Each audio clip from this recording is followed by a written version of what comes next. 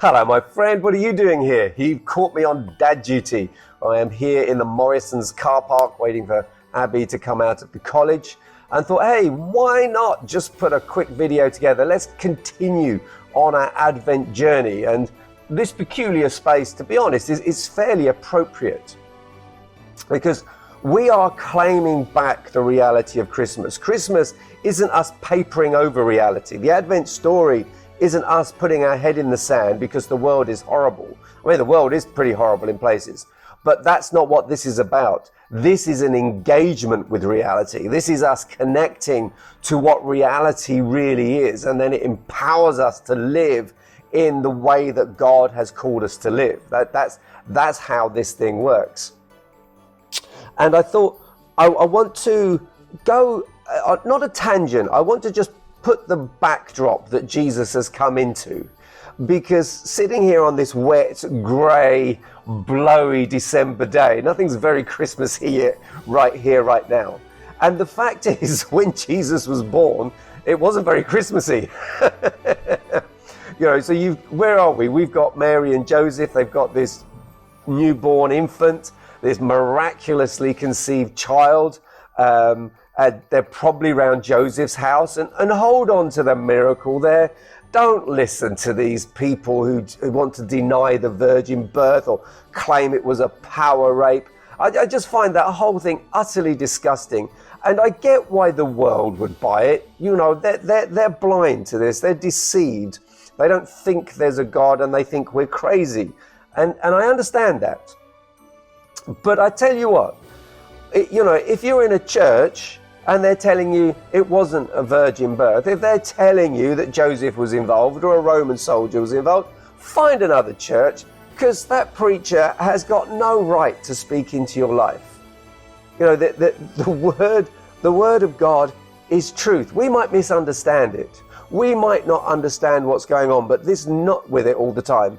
But this nonsense, what do they call it? Progressive Christianity, where oh, well, the Bible meant well and the writers meant well, but we're much smarter now, so we're going to take it further.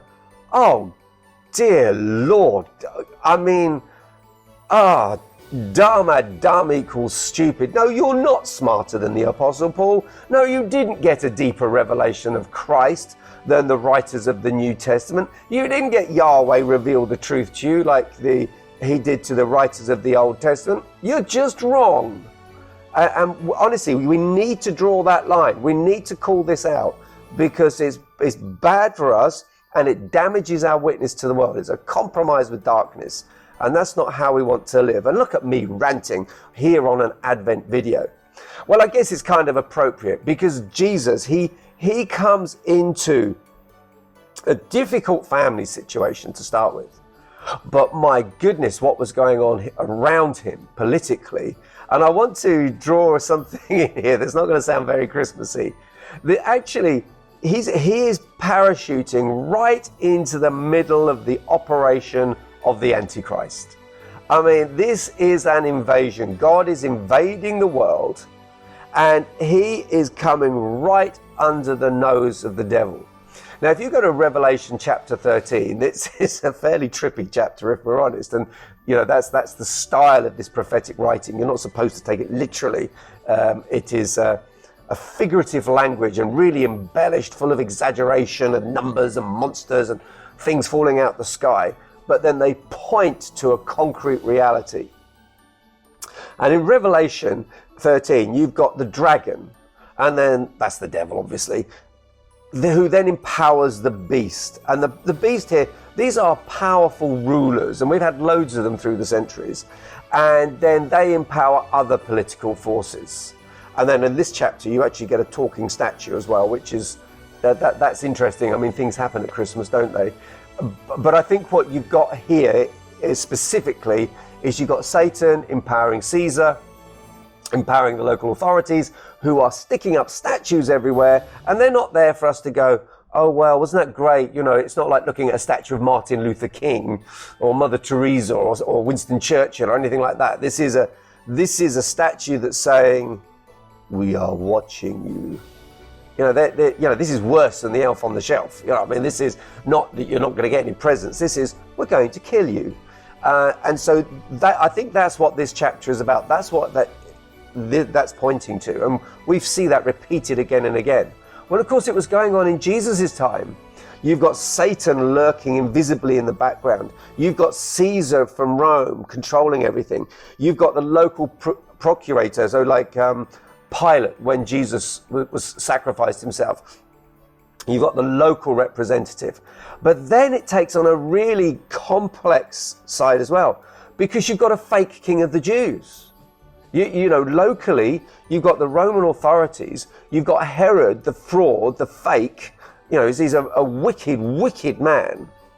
And then you've got what we would now call the church. You've got the religious powers, and you've got the high priest, and you've got the priesthood, and you've got the Pharisees, and you've got the Sadducees. This religious elite, some of whom were godly, many of whom, they were in bed with Herod, and they were in bed with the procurator, which put them in bed with Caesar. You know, there's so much politics, and they are just ignoring God.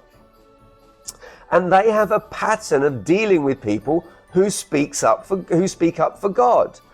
They kill them. And of course, Jesus was very aware of this.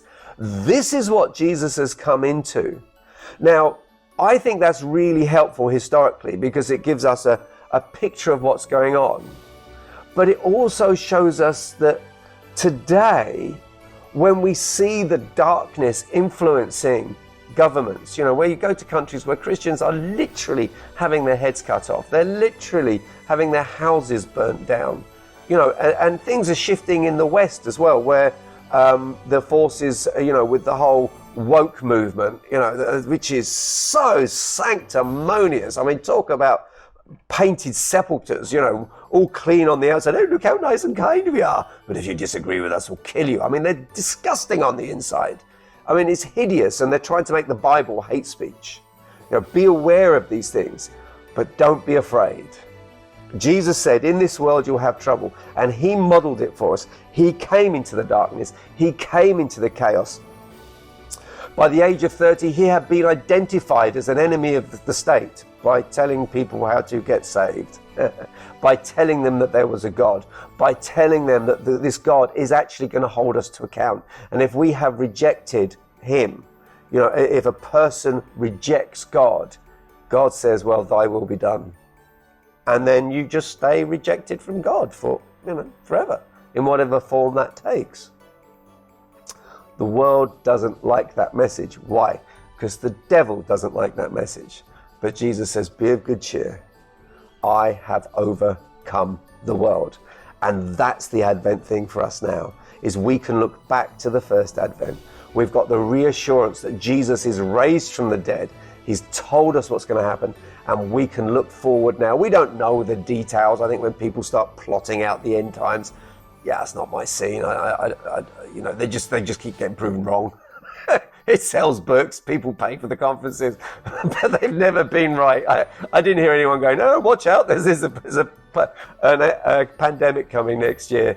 But what we do know is going to happen, what is absolutely concrete, and this is the hill to die on. Jesus will return. He will come in power and great glory, and no matter how bright, how rosy your Christmas is this year, and I really hope it is that for you like that. Oh my, is nothing. It's not even a shadow compared to what he is going to do when he comes. Right? Everything is restored. And when there's no more tears, there's no more pain, there's no more suffering. And God, once again, walks with us. Ah. Listen, thank you for dropping by. Have an absolutely fantastic day. I need to scoot. I'll talk to you soon. Oh, and don't forget, please subscribe, like, share, click on the email, get on our mailing list. It is lovely to spend time with you. Talk to you soon. Bye for now.